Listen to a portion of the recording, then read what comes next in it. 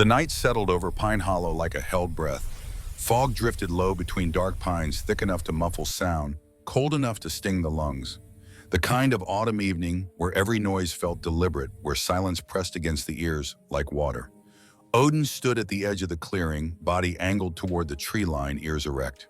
The German Shepherd was large, even by the breed standards, his coat a deep black and tan scarred lightly along the left flank, where shrapnel had torn through muscle in Helmand Province 6 years prior. At 7 years old, he moved with the careful economy of an animal that had learned violence was a language spoken in stillness. This was not a dog that chased rabbits or barked at passing deer. This was a Mao that watched, that listened, that decided. 4 tours across Iraq and Afghanistan had trained him to recognize threat the way other dogs recognize food. The forest had changed its voice tonight. Small creatures had gone silent. Wind carried the sharp tang of oil and metal exhaust and sweat. Odin moved forward 3 measured steps, placing himself squarely between the cabin and the darkness beyond. His posture was calm but unmistakable. This ground was claimed, guarded, not abandoned. A low growl rolled from deep in his chest, controlled and steady. Not fear, not fury, warning. From between the pine shapes began to move. 3 men emerged from the way with the careless confidence of people who had already decided how the night would end. The youngest led early 20s at most, broad-shouldered, but loose in his movements. Blonde hair cropped short jaw, smooth eyes bright, with the restless cruelty that mistakes recklessness for strength. His name was Finn Lawson, though Odin had no way of knowing this, and behind the bravado his hands trembled slightly in his jacket pockets. The second man was older, harder around the eyes. Marcus Cole moved with deliberate care, his face half hidden beneath a hooded jacket, a scar cutting through his left eyebrow like a signature. He scanned the cabin, the yard, the surrounding trees with the practiced efficiency of someone who had done this before and expected to do it again. The third man, tall and narrow-faced with a graying beard and cold, calculating eyes, lifted one hand in a gesture that needed no translation. Leon Black was the kind of man who gave orders and expected them obeyed. His voice, when it came, was calm and practiced. "Easy now," he murmured, not to Odin but to the others. "That's not a pet. That's a weapon on 4 legs." Odin's growl deepened. He took 1 step forward and stopped holding the line. He did not bark. Years of training had conditioned that response out of him. In combat, noise brought bullets. Silence brought survival.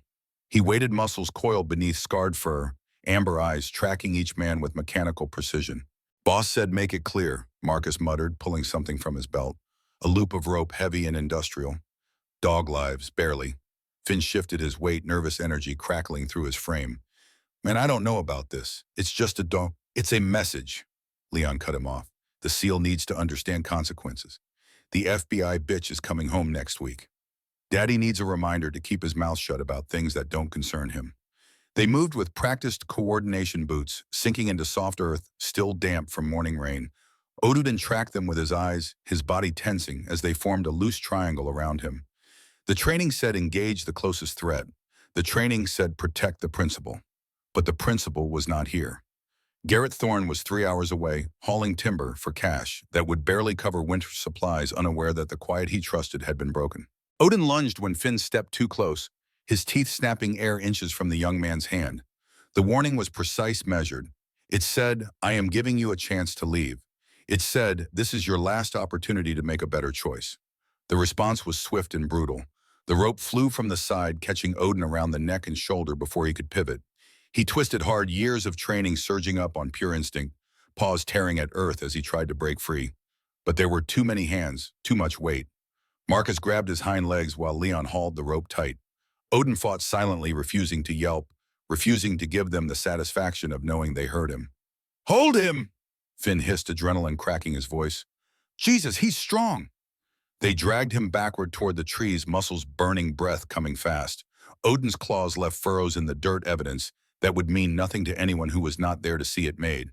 They hauled him to a low, thick-limbed pine just beyond the clearing. Leon worked the rope with quick, efficient movements, tying it high enough to lift Odin's front paws from the ground, low enough to leave him struggling, suspended and helpless. It was calculated, cruel by design. This was not meant to kill. This was meant to send a message written in pain and humiliation. Odin's breath came faster now, his body straining against physics muscles, screaming. Still, he did not cry out. His eyes remained locked on the cabin, on the dark doorway, where Garrett should have been, would have been, if the world were just. The first blow landed against his ribs, a heavy kick that drove air from his lungs in a silent rush. Another followed, then another, boots and fists striking with ugly rhythm. Finn's kick was hesitant, pulled slightly. Marcus and Leon showed no such restraint. "Enough noise," Leon said after a moment, though Odin had made none. "This isn't about you." He looked at Finn. "This is about teaching the seal that some fights can't be won." They did not kill him. They knew exactly how far to go. Blood matted his fur along the shoulder and flank. One eye swelled nearly shut. When his body finally sagged, muscles giving out under the strain, they stopped. Marcus wiped his hands on his jeans, breathing hard. "That'll do. He'll live. That's the point."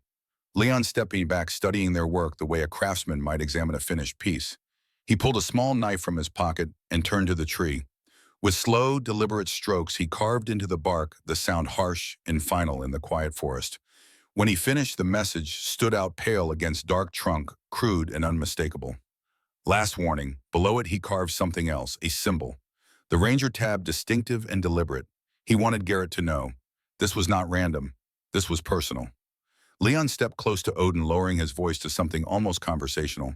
"Your owner should have listened," he said, as if Odin could carry the words, as if the dog could translate betrayal into human language. He testified against the wrong man 12 years ago. Now he'll understand the cost of honesty. And when his daughter comes home asking questions, maybe he'll finally learn to keep quiet. They left without another glance, their footsteps fading into fog. Engines started somewhere beyond the trees, low rumble swallowed by distance. Silence rushed back in, heavy and absolute. Odin hung there alone. Time passed strangely after that. Minutes stretched thin, elastic.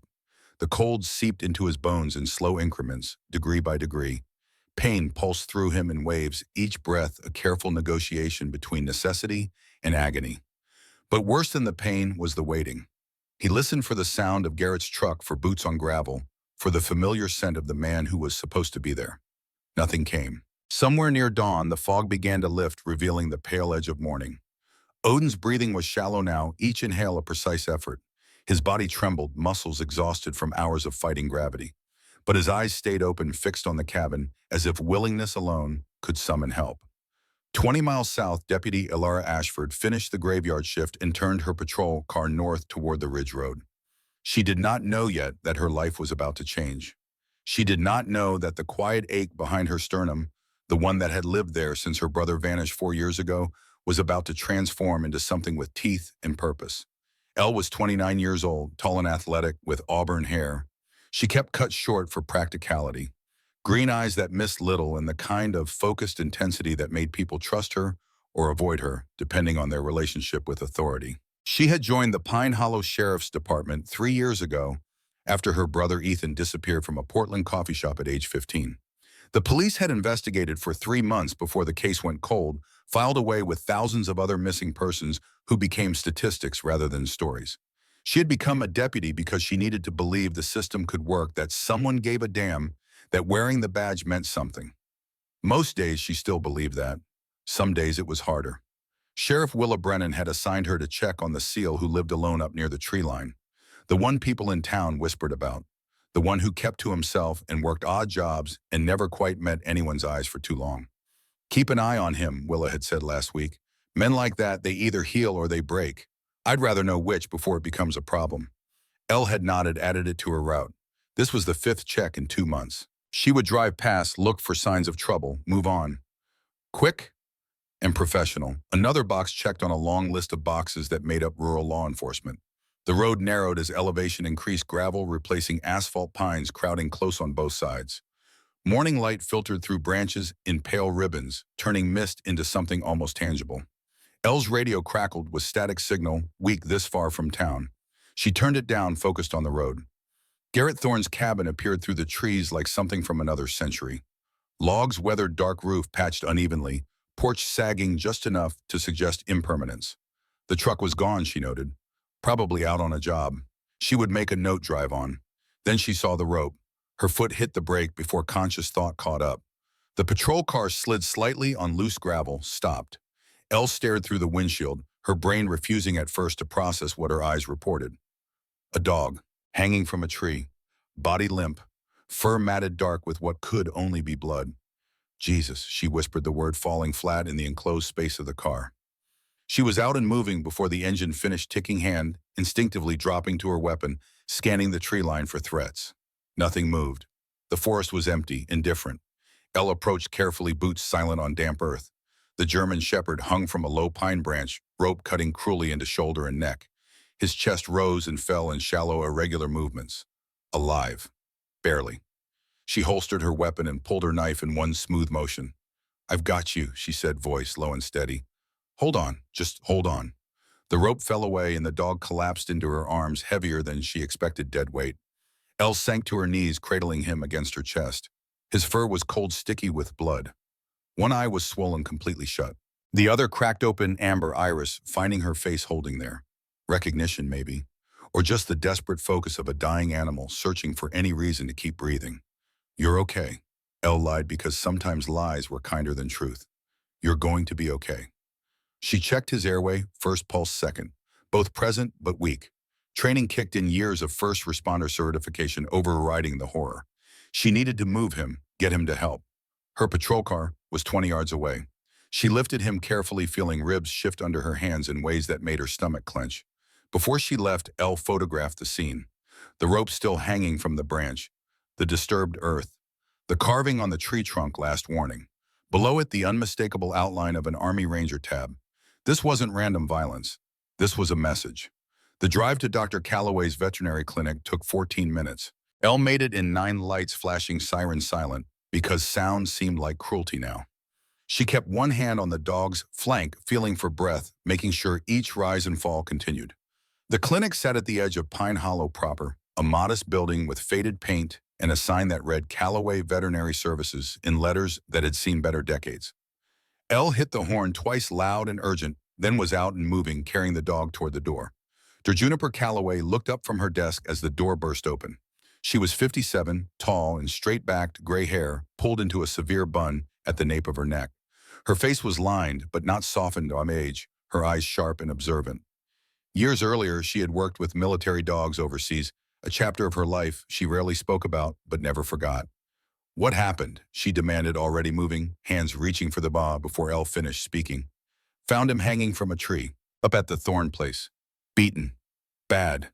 June's expression hardened into something cold and surgical. "Exam table? Now." They moved together, laying the dog down with care that felt inadequate. June's hands moved with practiced efficiency, checking vitals, assessing damage. Her mouth thinned into a tight line. Broken ribs, collapsed lung, severe head trauma, significant blood loss. Each diagnosis fell like a stone. This wasn't random. Someone knew canine anatomy. They avoided killing blows deliberately. This was torture with precision. Elle watched, arms folded tight across her chest, jaw clenched hard enough to ache. "Can you save him?" "I can try." June looked up, then really looked at Elle. "You know whose dog this is? Garrett Thorn, former SEAL, lives alone up on the ridge." June nodded slowly. "Odin, military working dog, 4 tours. I've seen him once before, routine checkup. Thorn paid in cash, didn't talk much." She paused and hands still working. This wasn't a warning to the boy. This was meant for Thorn. "I need to call him," Elle said, already pulling her phone. "Mom, after I stabilize his partner," June said firmly. "Right now, every second counts. Make yourself useful.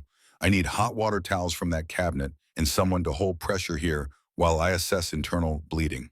Elle moved without question, falling into the rhythm of emergency response. The training was the same whether the patient was human or canine. Stop the bleeding, maintain airway, fight for every second. An hour passed. Then 2. June worked in focused silence, her movements precise and unhurried, despite the urgency. Elle stayed close, handing instruments, applying pressure where directed, watching the dog's chest rise and fall with mechanical regularity. Each breath was a small victory. Finally, June stepped back, stripping off bloodied gloves. Exhaustion pulled at her shoulders, but her voice remained steady. "He's stable for now. The next 12 hours matter most." "Will he make it?" Elle asked quietly. "Ask me in 12 hours. June studied her. "You going to tell Thorn?" Elle pulled out her phone, found the contact information from the property records database. Her finger hesitated over the call button. This was the kind of news that broke people. The kind that turned grief into rage into mistakes. She pressed call. The phone rang 4 times before a man's voice answered, rough with road noise and exhaustion. Yeah, is this Garrett Thorne? A pause. Wariness crept into the single word. Who's asking? Deputy Alara Ashford, Pine Hollow Sheriff's Department. Sir, I'm at Dr. Calloway's veterinary clinic. It's about your dog. The silence that followed was different, heavier. What about him? Elle chose her words carefully. He was attacked. I found him this morning at your property. He's alive, but it's serious. You need to come back. How serious? Son, the voice had changed, flatter, emptier. Serious enough that Dr. Calloway says the next 12 hours are critical. Elle kept her tone professional, but something in her wanted to soften it to prepare him. Mr. Thorne, whoever did this, they meant to hurt him. It wasn't random.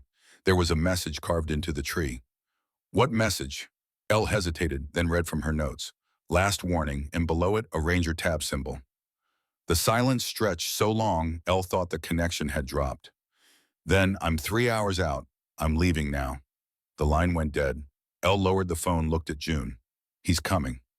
Good. June moved to Odin's side, resting one hand lightly against his flank. Because this boy's going to need a reason to fight, and that reason better show up soon. Elle stepped outside into morning light that felt too bright, too normal. She pulled her radio from her belt, keyed the mic. Dispatch, this is Unit 12. I need Sheriff Brennan at Dr. Calloway's clinic. Priority, not emergency. Personal request. The radio crackled. Copy Unit 12. Sheriff's en route. Elle leaned against her patrol car, arms crossed, staring at nothing. Something was wrong in Pine Hollow. Something deeper than a single act of cruelty. She could feel it the way she used to feel her brother's presence in the house, that awareness of something just beyond sight. Her phone buzzed. Text from an unknown number. You found the dog. Good. Now forget about it. Some things are bigger than one deputy and one broken seal. Walk away while you still can. Elle stared at the message ice forming in her gut. Someone was watching. Someone knew she'd found Odin, knew she was at the clinic. The warning was clear: back off or face consequences. She deleted the message and went back inside. Whatever this was, whoever was behind it, they had just made a critical mistake. They had threatened her. And Elle had learned long ago that the best response to intimidation was investigation. Willa Brennan's truck pulled into the clinic parking lot 20 minutes later. The sheriff climbed out, tall and solid, auburn hair, catching light. She wore her uniform neatly, no excess, her hazel eyes calm and assessing. At 52, Willa had the kind of authority that came from never raising her voice.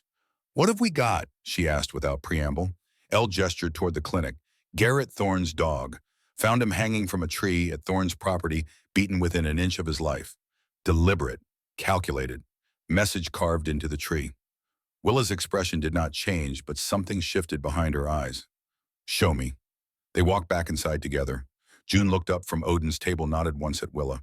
The sheriff approached slowly, studying the dog with the same careful attention she gave crime scenes. She noted the swelling, the bandages, the careful way Odin's body was positioned to ease breathing. Military working dog, Willa said quietly. I remember when Thorne moved here 3 years ago. Kept to himself. I ran a background check, standard procedure for new residents in isolated areas. Spotless record. Decorated seal. Multiple tours. Wife died of cancer 6 months before he arrived. Elle waited, sensing there was more. Willa turned to face her. About 2 months ago, Thorne came to my office. Asked if I'd noticed any pattern in missing persons cases. Young women specifically. Ages 16 to 24. Said he'd counted 9 disappearances within 60 miles over the past 18 months. All from rural areas. All with minimal follow-up investigation. Elle felt her chest tighten. What did you tell him? I told him I'd look into it. Willa's jaw tightened. I told him to let law enforcement handle it and to stop asking questions that might get him noticed by the wrong people. Did you look into it? I did. Willa pulled a small notebook from her pocket, flipped it open. He was right, 9 cases, all similar circumstances. Reported missing, minimal media coverage, investigations that went nowhere. No bodies, no leads, no resolution. Elle's hands clenched at her sides. 4 years ago, her brother Ethan had walked out of their house in Portland to meet friends at a coffee shop. He never arrived. 15 years old. The police investigated for 3 months, then the case went cold. No body, no leads, no resolution. You think this is connected? Elle asked, her voice carefully neutral. Willa met her eyes. I think someone wanted to send Garrett Thorne a message about the cost of curiosity. And I think we need to be very careful about our next steps. She pulled out her phone, showed Elle a photo. This is what I found in the county records after Thorne came to me. Shell companies all tied to one development corporation, Crow Development, based in Portland. Silas Crow, Elle said, recognition dawning. He owns half the commercial property in the county. And he's been systematically buying up rural land for the past 6 years. Always the same pattern. Makes an offer, gets refused, applies pressure through various means until the owner sells cheap. Willa's voice was hard. My husband was investigating Crow 3 years ago, Deputy Marcus Brennan. He found shipping manifest at one of Crow's properties that didn't match the cargo descriptions. 2 days later, his car went off the Ridge Road. Brake line cut, officially ruled an accident. The air in the clinic felt suddenly thin. June had stopped moving entirely. Elle's hand drifted toward her weapon without conscious thought. Before Elle could respond, the clinic door opened. A man stood in the doorway, backlit by morning sun, broad-shouldered but lean-built, like someone who had been carved down to essentials. Garrett Thorne was 40 years old, but his eyes looked older. Steel gray and perpetually alert, the kind that had seen too much and learned to watch for more. His hair, dark brown fading to gray at the temples, was cut military short. A trimmed beard lined a sharp jaw that rarely softened. He looked at Elle first, then Willa, then passed them to the examination table where Odin lay motionless, except for the shallow rise and fall of his chest. The sound that came from Garrett Thorne was barely human. A raw broken noise torn from somewhere deep. He crossed the room in 3 strides, knees hitting the floor beside the table. His hands hovered over Odin's body, afraid to touch, afraid not to. "I've got you," he whispered, the words fracturing as they left him. "I'm here. I've got you, brother." Odin's tail moved once weakly. The barest acknowledgement. It was enough to shatter whatever restraint Garrett had left. He pressed his forehead against Odin's neck, shoulders shaking with silent sobs. Elle looked away, giving him privacy in a moment that had none. June stood quietly in the corner, hands folded. Expression neutral, but not unkind. Willa waited, patient as stone. After a long moment, Garrett straightened. His face had gone still, emotions locked down behind a mask Elle recognized from every veteran she had ever known. When he spoke, his voice was level, controlled. "Who did this?" "We don't know yet," Willa said, "but we will." Garrett looked at the sheriff, then at Elle, measuring them both. "This wasn't random." "No," Willa agreed. "It wasn't. Deputy Ashford found evidence at the scene. We'll need you to come back with us, look at it, see if you recognize anything." "I recognize plenty," Garrett said flatly. He stood moving to the small table where June had laid out items recovered from Odin's wounds. His eyes found the paint chip immediately, then the rope fibers. But when Elle showed him the photograph of the tree carving on her phone, his entire body went rigid. "What is it?" Elle asked. Garrett's finger traced the Ranger tab symbol on the screen. "Silas Crow," he said, the name falling like a stone into still water. "He was Army Ranger. I testified against him in a tribunal 12 years ago in Afghanistan. He was selling supplies to locals, skimming profits. Got dishonorably discharged." "Where is he now?" Willa asked, though her tone suggested she already knew. "Last I heard, somewhere in the Pacific Northwest. Real estate development." Garrett's laugh was bitter. "Guess he found me."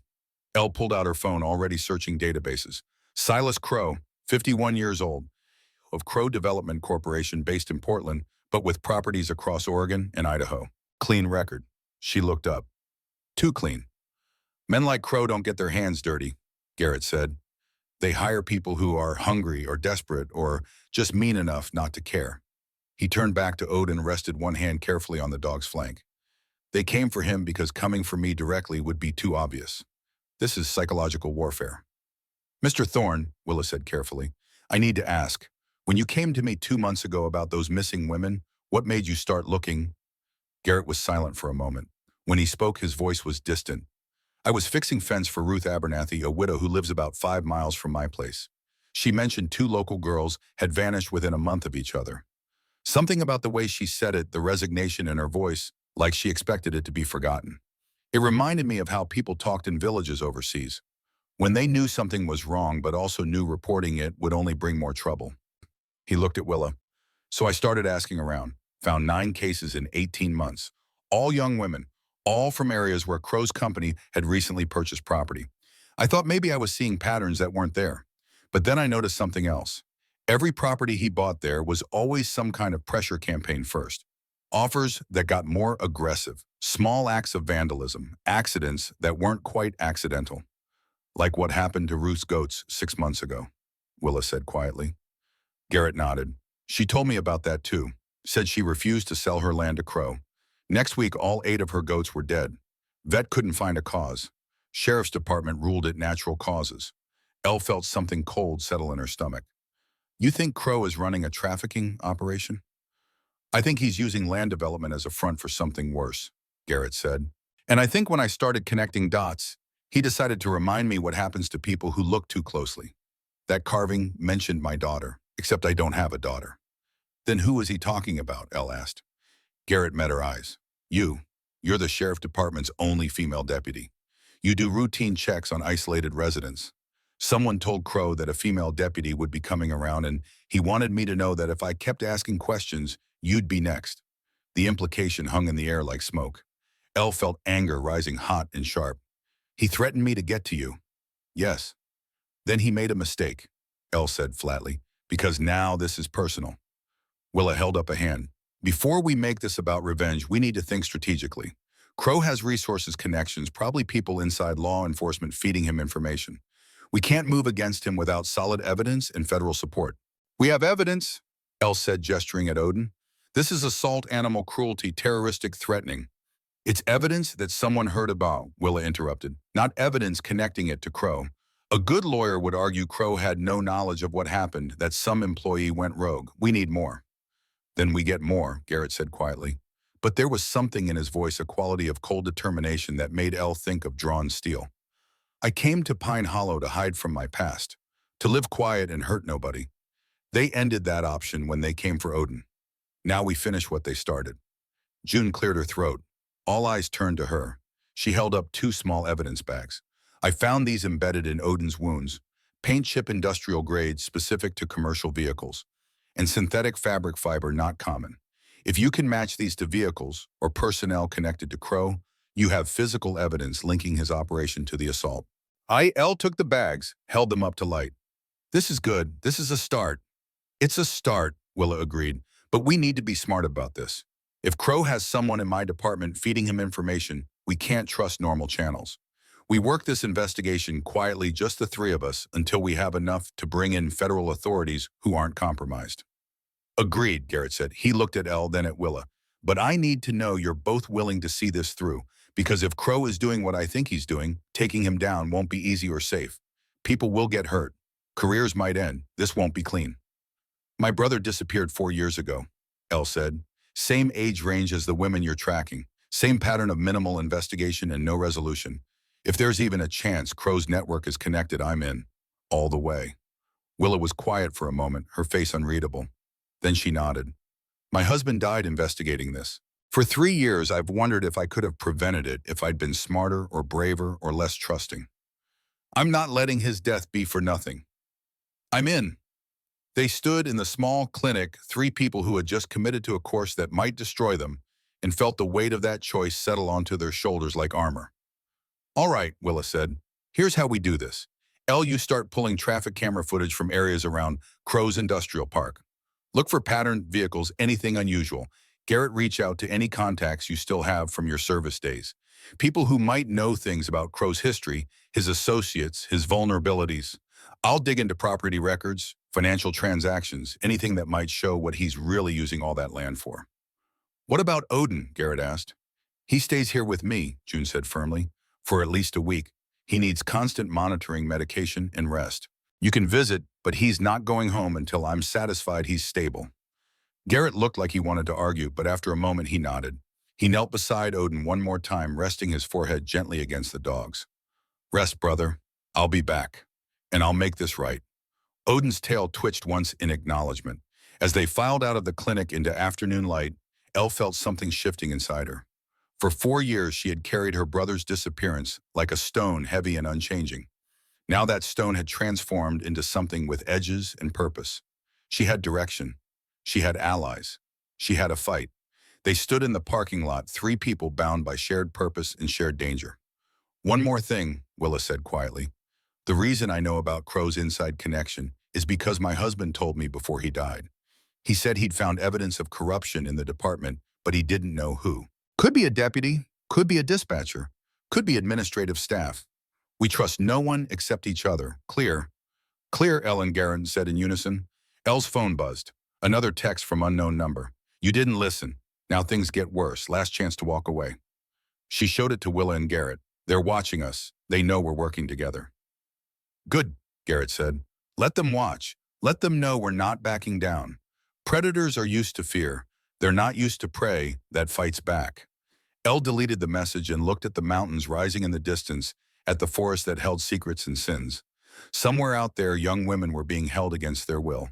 Somewhere out there, her brother's trail might still exist cold, but not dead. Somewhere out there, Silas Crow thought he was untouchable. They were going to prove him wrong. The hunt had begun, and neither side knew yet how it would end. Over the next 3 days, they worked in careful silence, each pursuing their assigned tasks while maintaining the appearance of normal routine. Elle continued her regular patrol schedule, but she spent every spare moment analyzing traffic camera footage, building spreadsheets of vehicle movements, identifying patterns. What she found was disturbing. 23 trucks registered to Crow Development Corporation. 12 followed predictable routes to legitimate construction sites and supply warehouses. But 11 moved exclusively at night, always on Thursdays, always between 10 p.m. and 2 a.m. And those 11 trucks all converged on the same location, Ridgemont Mining Complex, 45 miles north of Pine Hollow, deep in the Cascade foothills. Elle cross-referenced the dates. 8 of the 9 missing women Garrett had tracked disappeared within 72 hours of a Thursday night truck convoy. That wasn't coincidence. That was pattern. Garrett spent his days working odd jobs and his nights making quiet phone calls to people who owed him favors or shared his sense of justice. He learned that Silas Crow had tried to start a security contracting company after his discharge failed and moved into real estate with suspicious speed and capital. He learned that Crow had connections to corrupt officials across 3 states. He learned that people who investigated Crow too aggressively tended to have accidents. And he learned that Crow's right-hand man in Pine Hollow was Deputy Kyle Brennan, Willa's brother-in-law, the man she had trusted with her husband's investigation files after Marcus died. When Garrett brought that information to Willa, sitting in his truck on a logging road where they couldn't be overheard, she went very still. Kyle, she said flatly, Marcus's brother, the man I asked to help me find my husband's killer. I'm sorry, Garrett said. Don't be. Be useful. Willa's voice was cold. If Kyle's the mole, then every move we've made, he's reported to Crow, which means Crow knows we're investigating, which means we're running out of time. Then we move faster, Garrett said. Elle found the hub, Ridgemont Mining Complex. I did some research. It's on federal land leased to Crow for geological surveys that were never conducted. Perfect isolation, no oversight, no witnesses. We need to see inside, Willa said. Confirm what's there. Then we bring in the FBI with evidence they can't ignore. Reconnaissance mission, Garrett said. Tonight, you, me, and Elle. We go and quiet document everything, get out clean. Willa nodded slowly. And if we find victims, then we figure out how to extract them without getting everyone killed. That night, they met at a hiking trailhead 15 miles from Ridgemont. The parking lot was empty, the trail closed for the season. Perfect isolation. They transferred into Garrett's civilian truck, nondescript and unmemorable, and drove as close as they dared before continuing on foot. The forest at night was a different world. Cold pressed through clothing fog turned distance into guesswork, and every sound felt amplified. They moved in single file, Garrett leading with the confidence of someone who had done this in worse places, Elle following with police training that felt suddenly inadequate. Willa bringing up the rear with the steady competence of someone who trusted the people in front of her. They saw light before they saw the complex. Orange glow filtering through trees, generator-powered and harsh. Garrett raised a fist, military signal for stop. They crouched in underbrush, waiting. Voices drifted on cold air. The rumble of diesel engines. The metallic clang of something heavy being moved. Garrett pulled night vision binoculars from his pack, adjusted focus, went very still. After a long moment, he handed them to Elle without comment. She lifted them to her eyes and her breath caught. The mining complex sprawled across a cleared area. Old buildings converted to new purpose. Floodlights illuminated a warehouse with its loading bay open. 3 trucks were backed up to the entrance, their cargo beds empty, but their tire marks deep, suggesting they had arrived heavy. Men moved between the trucks in Warehouse 6 that she could count, possibly more inside, all armed with weapons that had no legitimate purpose at a mining site. And in the warehouse visible through the open bay were shipping containers, modified, windows cut into the sides, bars welded across them. Prison cells on wheels. Jesus, Elle whispered. Willa took the binoculars, next studied the scene in silence. When she lowered them, her expression was carved from granite. That's not storage. That's human trafficking infrastructure. They documented everything. Garrett sketched the layout in a small notebook, marking guard positions, vehicle locations, approaches, and exits. Elle took photographs with a camera that had no flash and no audible shutter evidence that might survive courtroom scrutiny. Willa recorded observations in shorthand, building the foundation of a case file. We need to see inside those containers, Elle said quietly. Confirm there are victims. Without that, Crow can argue this is just secure storage for valuable equipment. Too risky, Willa said. 6 armed guards, unknown number inside. We're 3 people with no backup. The guards are on a patrol pattern, Garrett observed. If we time it right, there's a 3-minute window where the east side of the warehouse is unobserved. That's enough to get close look through those barred windows, confirm what's inside.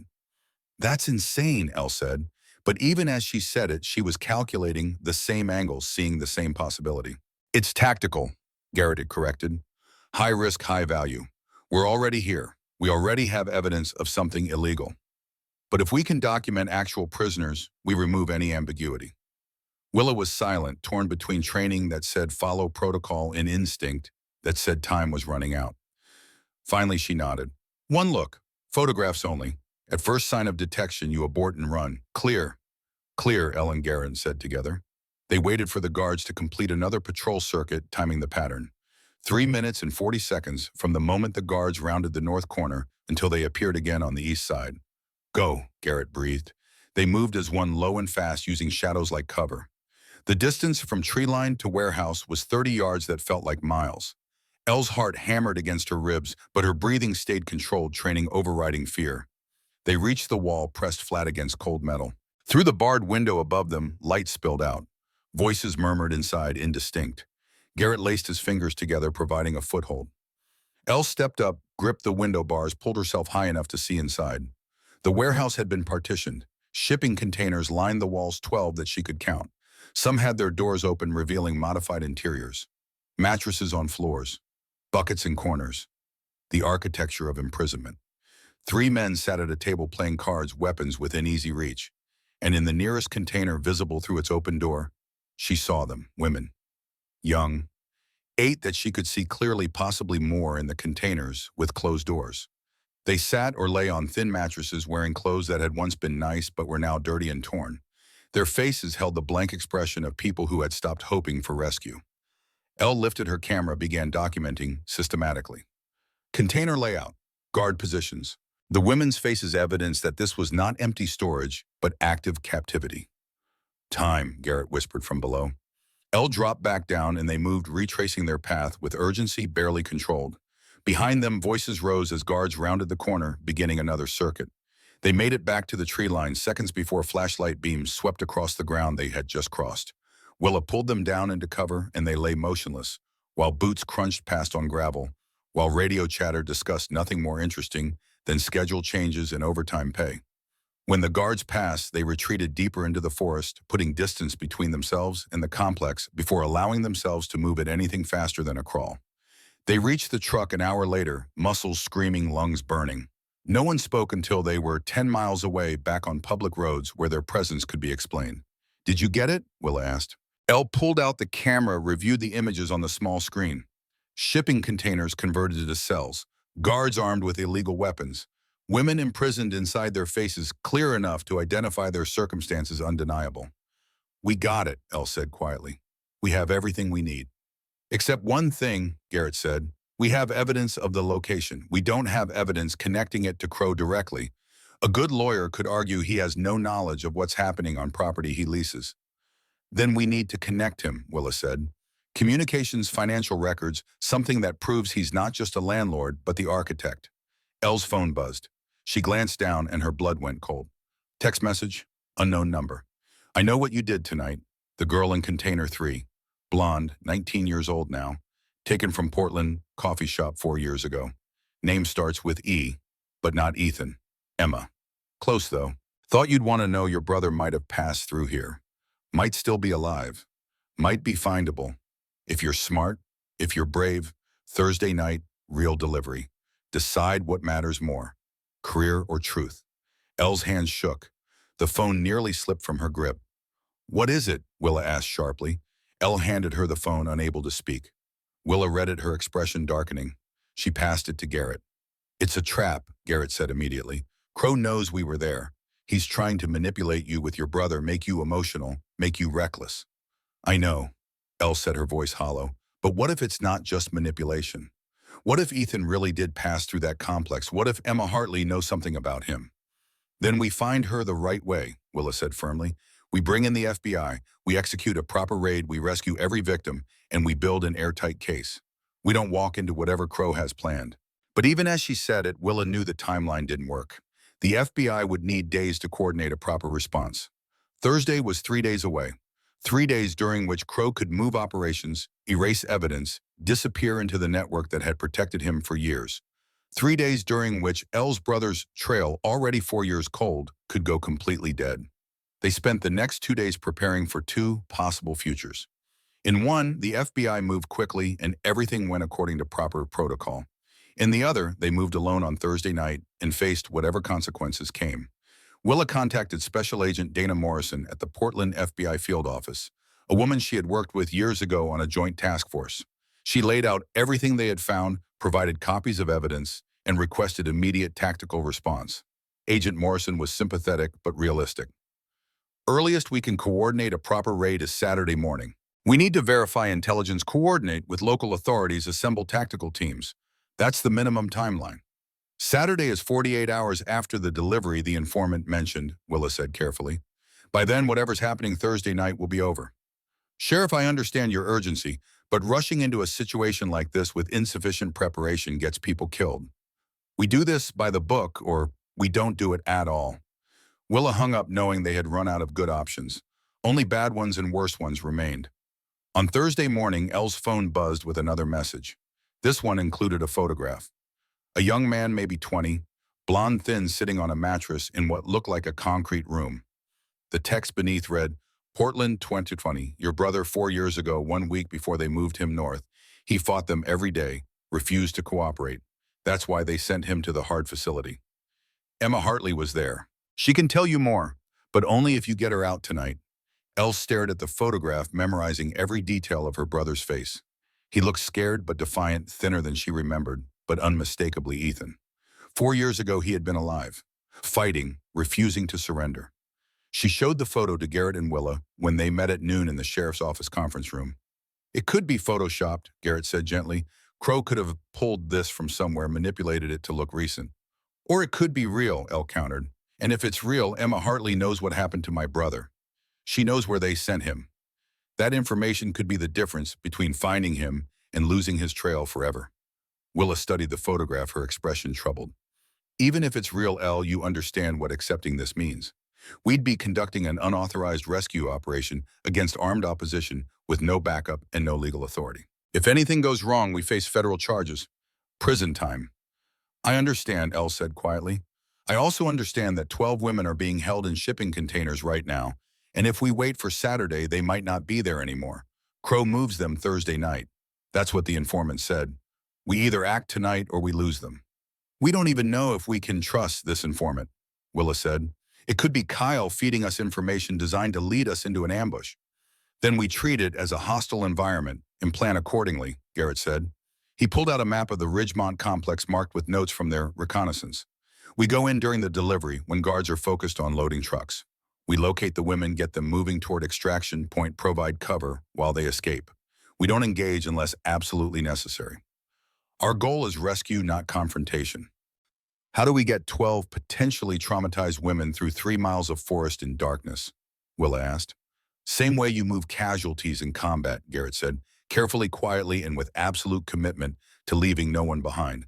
He looked at each of them. "I'm going, with or without you. Those women didn't choose to be there, and they don't deserve to wait while bureaucracy decides if saving them is convenient." Elle nodded. "I'm going too." Willa closed her eyes briefly, the weight of command visible in every line of her face.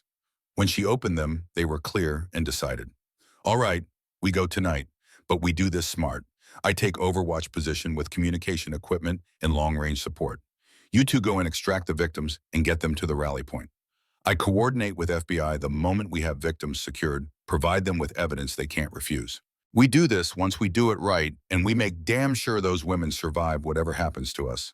They spent the afternoon gathering equipment, dark civilian clothes, first aid supplies, tactical flashlights, communication equipment. Elle wrote a letter and left it in her apartment, instructions for what to do if she didn't come back. Garrett visited Odin at Dr. Calloway's clinic one more time. The German Shepherd was healing well, moving around the clinic with only slight stiffness.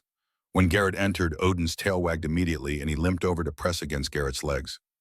I have to go do something tonight, Garrett said quietly, kneeling to be at eye level with his partner. Something dangerous, and I'm leaving you here because I can't risk you. You've already been hurt because of my choices. I won't let that happen again. Odin whined softly, sensing the seriousness in Garrett's tone. But I promise you this, Garrett continued. When this is done, we're going to find a new mission. Something that uses all this training for good instead of letting it rust. We're going to help people. Both of us. Together. Deal. Odin licked Garrett's face once, then settled with a huff that suggested acceptance if not approval. Dr. Calloway appeared in the doorway. He'll be here when you get back, she said. However long it takes, I'll make sure of that. Thank you, Garrett said, standing, for everything. Thank me by coming back alive, June replied, and bringing those women with you. At 10 p.m., they converged on a different hiking trailhead, one that provided access to Ridgemont from the northeast rather than the south they had used for reconnaissance. The forest swallowed them, darkness, absolute cold, seeping through layers of clothing. They moved in practiced silence now, three people who had learned to communicate without words. Willis split off at the designated overwatch position, a rocky outcrop with clear sight lines to the complex below. Elle and Garrett continued descending toward the warehouse where lights burned and engines rumbled. Greenhouse? Willa's voice crackled in their earpieces. I have eyes on the complex. 3 trucks in the loading bay, 6 guards visible, 2 on patrol circuit. Copy, Garrett whispered back. They approached from the east using the container yard for cover. Elle's heart hammered, but her hands were steady. This was what she had trained for, what she had become a deputy to do. Protect and serve even when the rulebook said wait. Her phone buzzed. Text from the unknown number. Blue container, 3rd from left. Door unlocked. 8 inside. Warehouse holding area has 4 more. Guard rotation midnight. 15-minute window. Move fast. Elle showed the message to Garrett. He nodded once and they moved. The blue shipping container sat exactly where the message described. No guards nearby. The door, when Elle reached it, was unlocked as promised. She pulled it open slowly, hinges creaking softly. Darkness inside, absolute and suffocating. She clicked on her red-filtered flashlight. 8 pairs of eyes stared back at her, wide and terrified. 8 women, ages ranging from late teens to early 20s, huddled on thin mattresses in a space barely large enough to hold them. Some were crying silently. Others had gone beyond tears to a place that looked like shock. I'm Deputy Alara Ashford, Elle whispered, keeping her voice calm and low. I'm here to get you out, but I need you to stay quiet and follow my instructions exactly. Can you do that? A girl near the front, maybe 19, with matted blonde hair, nodded slowly. You're really police. I'm really police, and I'm really getting you out of here. Is one of you Emma Hartley? The blonde girl's eyes widened. That's me. How did you? Later. Right now we move. Everyone up. They rose with the careful movements of people who had learned that resistance brought pain. Elle led them out of the container around its edge toward the tree line where safety waited 30 yards away. Garrett 8 secured from container. Moving to tree line. Copy. I'm at the warehouse. 4 more confirmed. Bringing them out now. Behind them, voices rose suddenly. A shout of alarm. The warehouse lights intensified. Move! Elle hissed, and they moved 8 women running with desperate urgency into the forest. Garrett emerged from the warehouse with 4 more women, his face grim. He saw Elle, nodded once, and started pushing his group toward the trees. The first gunshot cracked across the night, sharp and unmistakable. Dirt exploded 2 feet from Garrett's position. The women screamed, scattered. Contact, contact, Willa's voice over the radio. Multiple armed hostiles. You need to move now. Elle grabbed the nearest woman, physically hauling her toward the trees. Others followed, instinct taking over. She counted heads as they ran. 8 from the container, 4 from the warehouse. 12 total. Garrett returned fire, providing cover, while the women fled into darkness. The forest swallowed them, branches tearing at clothes roots, catching feet. A woman stumbled, went down hard. Elle hauled her up, felt warm wetness on her hands. Blood. The woman had been grazed by a gunfire wound to her upper arm. Keep moving, Elle ordered. We stop when we're safe, not before. Behind them, voices shouted, flashlights swept through trees. But Garrett had planned the route with tactical precision. They followed a creek bed that masked their tracks, moved through areas where undergrowth was thick enough to hide passage. They ran for 20 minutes before Garrett finally called a halt in a small depression surrounded by dense pine. The women collapsed, gasping, several crying openly, now that immediate danger had passed. Medical check, Elle said, moving among them. The gunshot wound was the worst injury survivable. Others had bruises, malnutrition, signs of extended captivity. But they were alive. They were free. The blonde girl Emma Hartley touched Elle's arm. Thank you. I thought we were going to die there. Emma, Elle said gently, the message said you knew my brother, Ethan Ashford. 15 when he was taken from Portland 4 years ago. Emma's eyes widened with recognition and sympathy.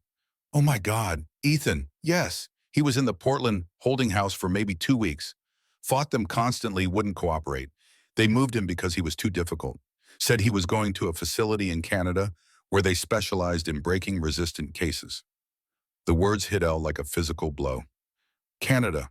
Went 4 years ago, maybe 3 weeks after he was taken. I remember because he made us all promise something. He said if any of us got out, we had to tell people about the network. He said his sister was going to be a cop and she'd find him eventually. He said sunshine was the best disinfectant. Emma paused, tears tracking through dirt on her face. He never stopped believing you'd come. Elle felt her throat close, but she pushed the emotion down. Later. She could process later. Right now, 12 women needed her functional. We need to move, she said into her radio.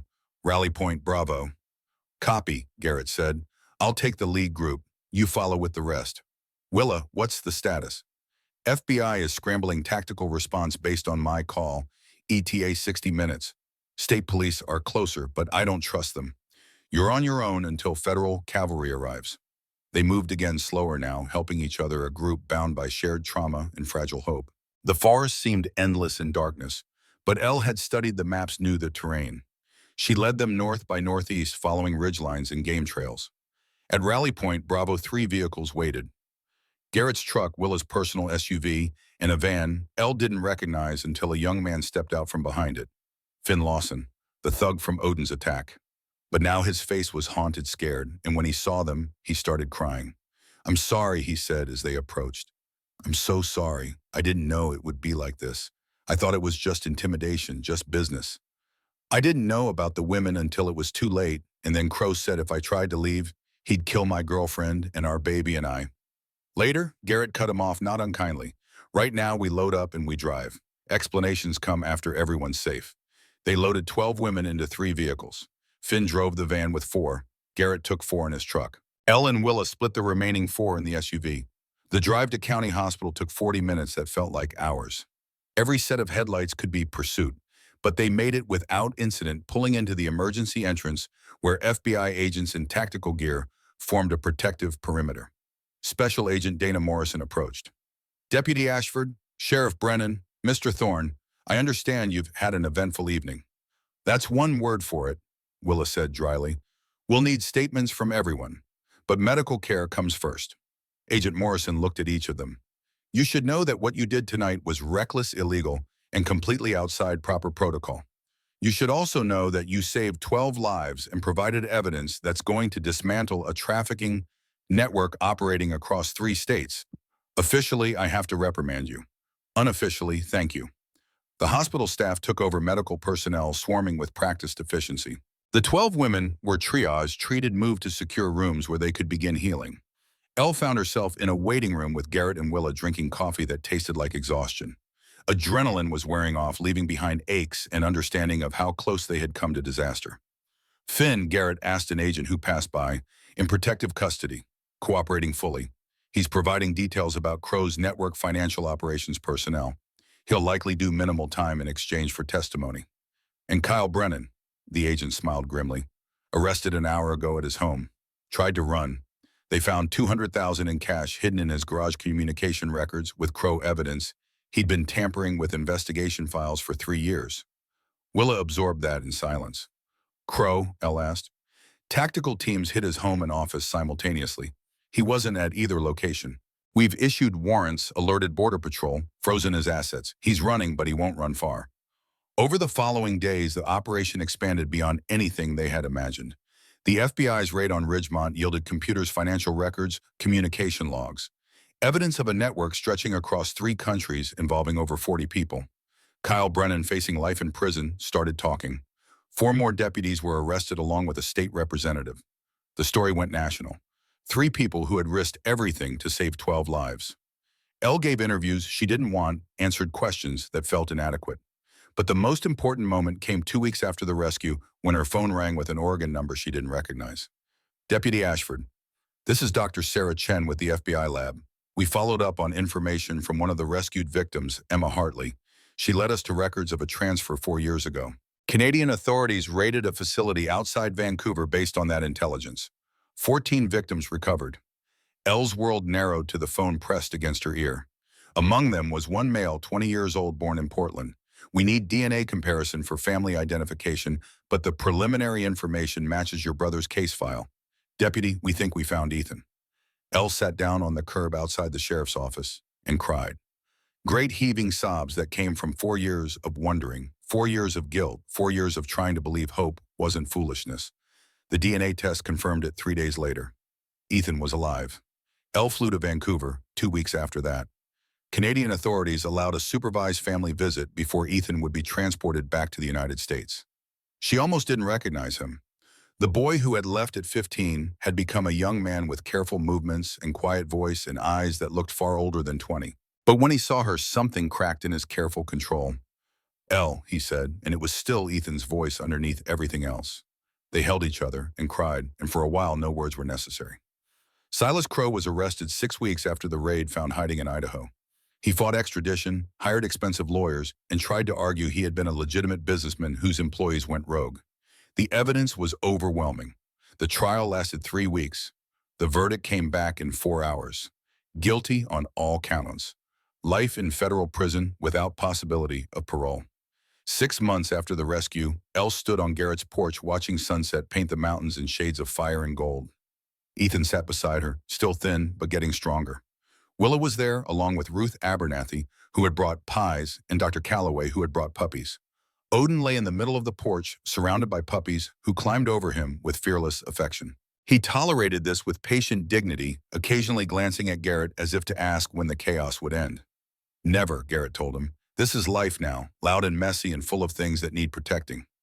Finn and his girlfriend Piper arrived with their baby daughter named Willa, after the sheriff who had given him a chance at redemption. Emma Hartley came too, now in community college studying social work. They sat together as darkness fell. This assembled family bound not by blood, but by shared fight. They told stories, made plans, existed in the space between what they had survived and what they would build. The FBI offered me a position, Elle said during a quiet moment. Deputy Director of the new Human Trafficking Task Force for the Pacific Northwest. Are you taking it? Willa asked. Yes, someone who lived it should lead it. And there are more people like Ethan out there, more Emma Hartleys, more families wondering if hope is foolish. Elle looked at her brother, who smiled. I'm going to find them. We're going to find them, Garrett corrected. Dr. Calloway and I are starting a training program, pairing rescue dogs with trafficking survivors. Odin's going to be the head trainer, and I'll consult for your task force when you need someone who knows tactics. And I'll make sure Pine Hollow stays clean, Willa added. No more corruption, no more looking the other way. As full darkness settled, they stayed together on that porch, talking and planning and occasionally falling into comfortable silence, while puppies played and Odin watched over them all. Somewhere in Portland, the task force processed new cases.